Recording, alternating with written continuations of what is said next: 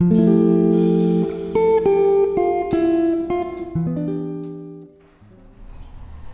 hi Gill.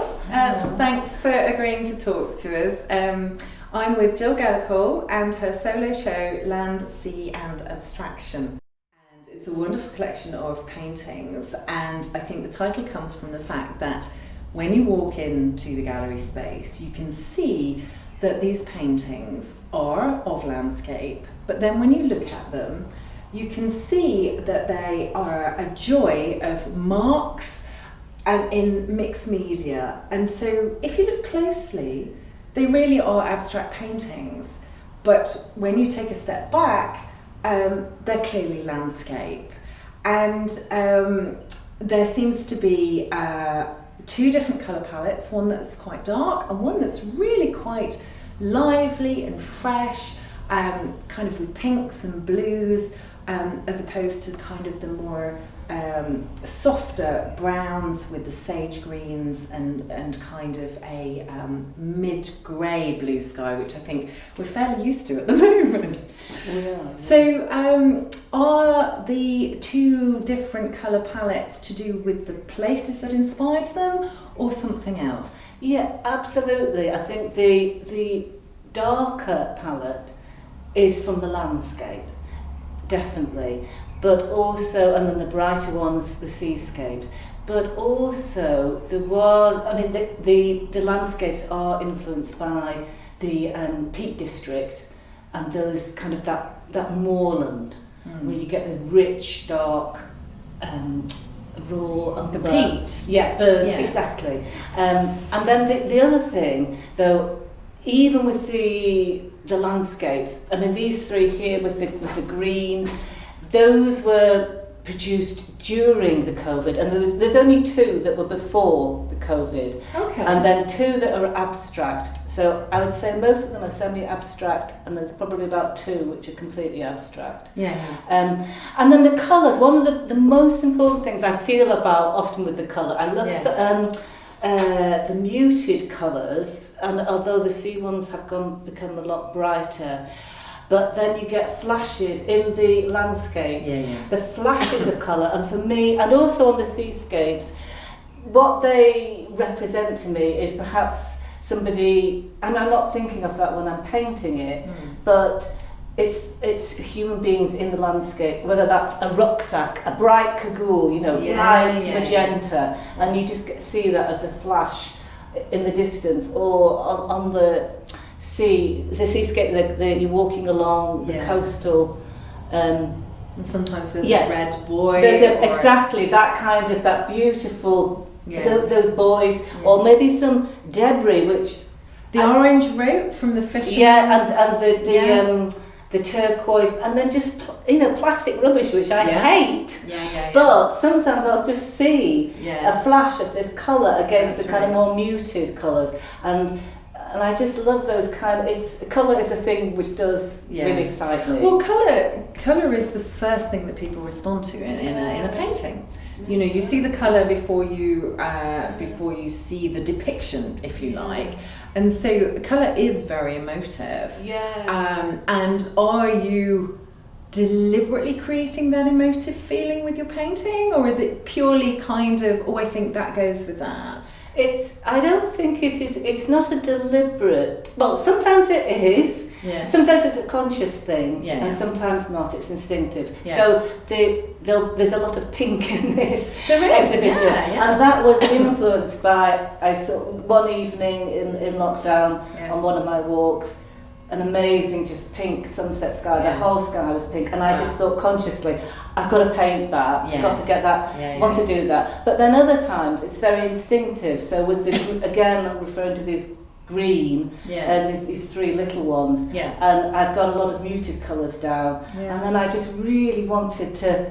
I just need something to kind of lift it. So that was very instinctive, and then it's afterwards. Sometimes I see connections afterwards, a lot of the time, and I didn't consciously think of that as land or fields, but then afterwards, not long afterwards, again in that early part of COVID, I can't remember, at some point seeing, you know, those fresh, when we were allowed to get out after that first lockdown. Yeah. And so it's kind of a joy colour. Absolutely, definitely, yeah, very much. And so. I think that's interesting, because when people walk into the room, I've had so many people go, "Oh, it's really uplifting." Yeah. And the point is that colour can do that. Yeah. That can really lift your spirits, and your colours really pop against the white room, and the fact that this is a very light space. Yeah. But the other thing I wanted to ask you.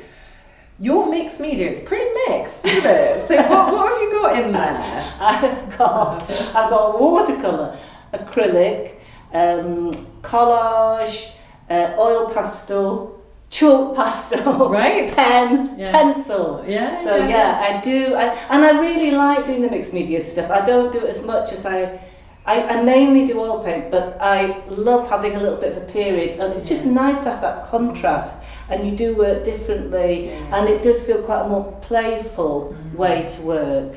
Well, I mean, the thing is, you have to be fairly assertive for some of these marks, though, because some of them are like, you know, or there's, and you just think, well, you know, that's pretty bold, because you could add that on and just go, oh, that's wrecked. Well, that's definitely true, because you can't, it's a different way of working, and there were a few which certainly didn't make it because they didn't work. They might kind of reappear in some of the collages. They might, yes, exactly, yes.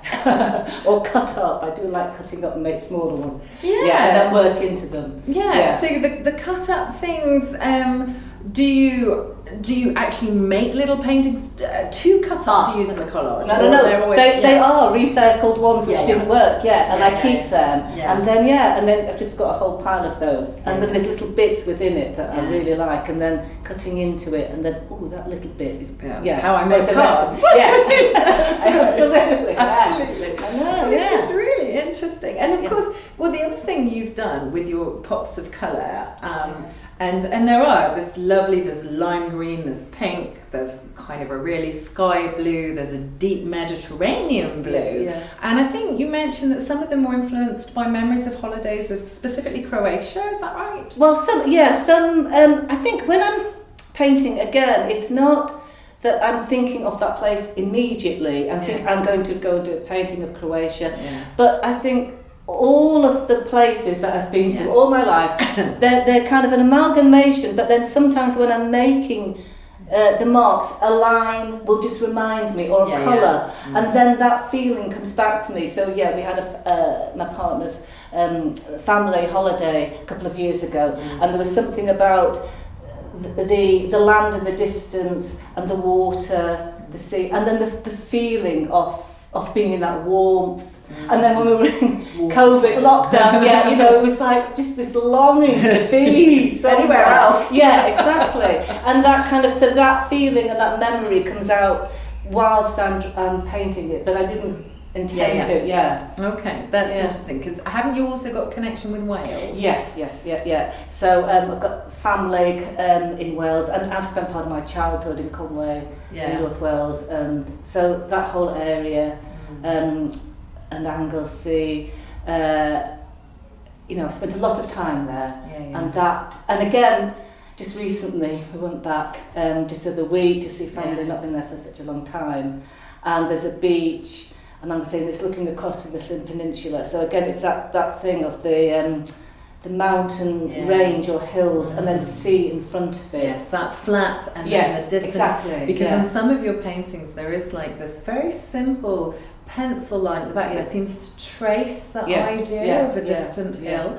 So again, it's like that experience is kind of reappearing, but you're not going, I'm now going to draw those hills. And I think that's what's lovely about the paintings, because they are reminiscent but not specific. And so I've had people come in and go, Cornwall, that, and it's like, because people often say, are they of the moors, are they of this, and you can truly answer yes and no. It's true, absolutely, definitely, because they're not one specific place, but they. All my work is in the studio, and I do go out and use a sketchbook, and I love doing that, and I don't do it very often, don't have the chance. But when I'm doing that, that's kind of just a thing of itself. It's not in preparation for a painting. And then I am working directly from the view, and I really enjoyed that. That's a different experience. But these are just all about a mixture of all those memories of different places, and trying to get across a feeling of being there. Completely. No, I think that's, and I think that's very successful. Now, just before we wrap up, you very kindly, when you delivered your work, starred a few paintings and said, these are my favourites. Now, what is it about certain paintings that go, that works for me?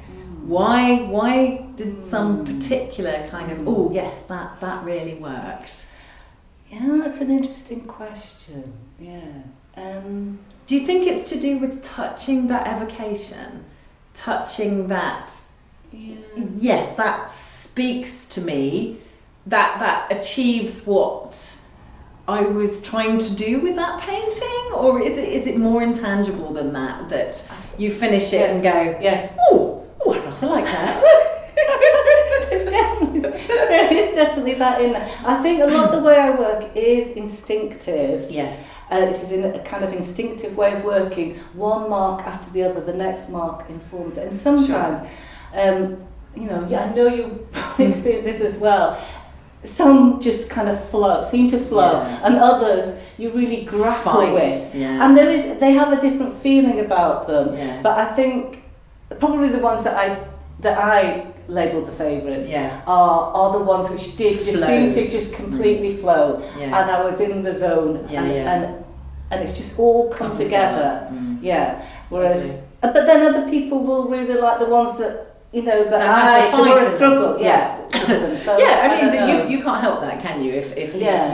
If you really fight with something, then by the time you've finished it, you're like, exactly. Put it to the side. But then again, if somebody really engages with the ones that you fought with, then that kind of makes it worth it. That's the thing. You go, hurrah! We pulled that together, which is great. Well, thanks ever so much, Gill, for talking to us about the show. So, Land, Sea and Abstraction by Gill Gathercole continues until the 12th of June.